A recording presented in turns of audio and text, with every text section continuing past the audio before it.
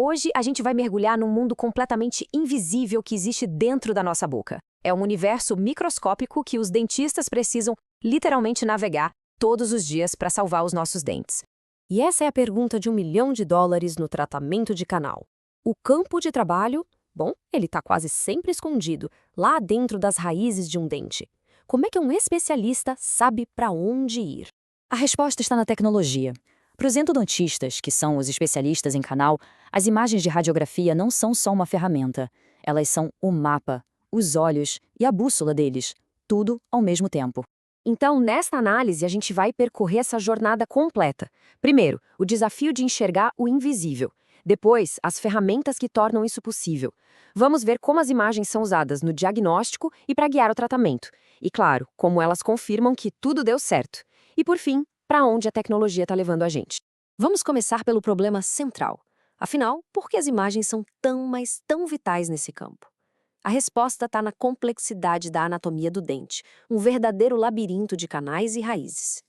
Então, o ponto crucial é este. Diferente de muitas outras áreas da medicina ou da própria odonto, o profissional não consegue olhar diretamente para a área que está tratando. Eles dependem inteiramente das imagens para entender a anatomia, encontrar os problemas e, claro, executar o procedimento com uma precisão cirúrgica. E isso nos leva direto para a tecnologia. Olha, o campo evoluiu demais desde aqueles filmes de raio-x antigos. Vamos dar uma olhada no que tem na caixa de ferramentas moderna.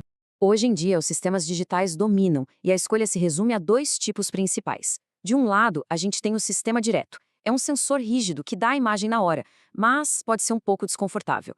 Do outro, o sistema semidireto, uma placa flexível, bem mais tranquila para o paciente, só que precisa de um passinho a mais, que é o escaneamento. É a clássica troca entre velocidade, conforto e custo. E aqui estão eles para a gente ver. À esquerda, o sensor rígido do sistema direto, que já vem com um cabo para dar aquele feedback imediato.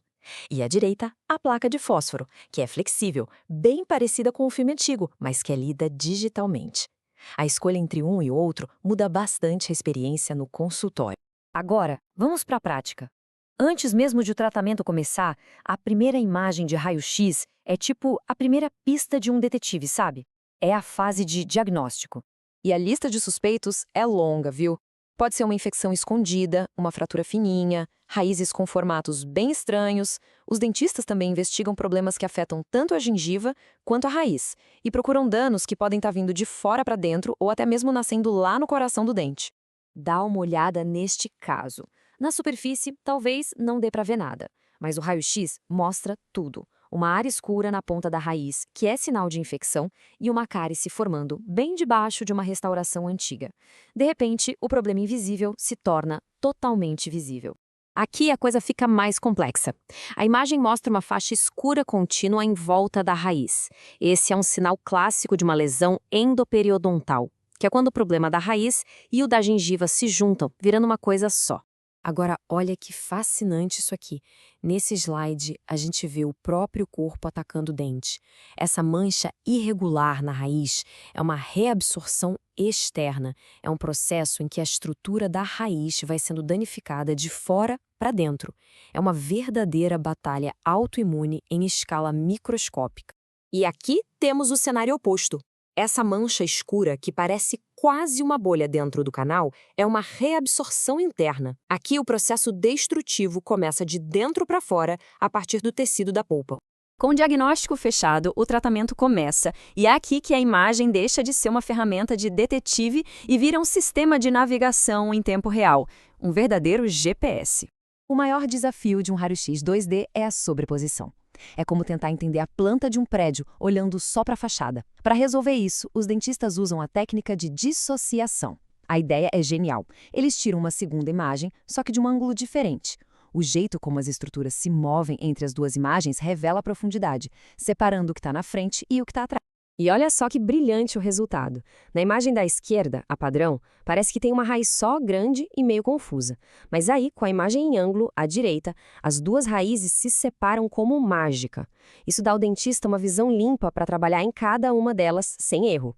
Depois que o tratamento acaba, a imagem ainda tem um último papel, e é crucial: verificar se tudo deu certo e ficar de olho na cicatrização com o passar do tempo. E este é o momento da verdade. À esquerda, a imagem de antes, com aquela lesão escura bem óbvia. E à direita, uma imagem de acompanhamento, meses ou até anos depois. A área escura diminuiu muito, mostrando que o osso está se regenerando. É a prova visual de que o tratamento foi um sucesso. O raio-x 2D é super poderoso, mas ele tem seus limites. Então, para onde a gente vai agora? Bem, o futuro da imagem na endodontia já chegou e ele é tridimensional. Duas tecnologias revolucionárias estão mudando o jogo. O ultrassom, que não tem radiação, permite diferenciar tipos de lesões com uma precisão incrível. E a ressonância magnética, com seus ímãs superpotentes, promete o que parecia impossível: ver a polpa viva pulsando dentro do dente. E aqui está a imagem que muda tudo, uma ressonância magnética da maxila.